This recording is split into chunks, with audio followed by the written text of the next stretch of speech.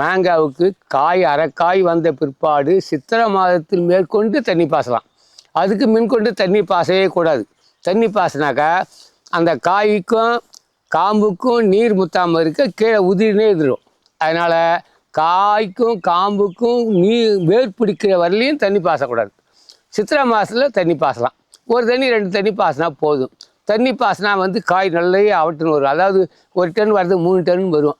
ஆனால் ஒன்று, தண்ணி பாசினா மாம்பழம் ருசிக்காது, காய்கள் புளிக்கும். தண்ணி பாசாமல் இருக்கிறதா குறைந்த அவுட்டன் வரும். தண்ணி பாசினா அதிக மகசூல் அதிக இது வரும். ஆனால் பழம் கொஞ்சம் நார்மலான டேஸ்ட் இருக்கும். சில பேருங்க தண்ணி பாசுவாங்க, பல பேருக்கு தண்ணி இல்லாதவங்க தண்ணி பாச மாட்டாங்க. சில பேருக்கு வண்டி மூலிமா கொண்டாந்து கூட தண்ணி மரத்தவங்களோட செடி ஊற்றி வளர்க்குறாங்க. தண்ணி விட்டால் அவுட்டன் அதிகம், தண்ணி விடலைனாக்கா அவுட்டன் கம்மி. 3 டன் வரக்கூடிய காய்கனிகள் தண்ணி விட்டால் 10 டன் வரும். ஆனால் 3 டன் காய்கள் வரும்போது நாக்கை தட்டும் போகிற அளவுக்கு காயும் இனிக்கும், மாம்பழமும் இனிக்கும்.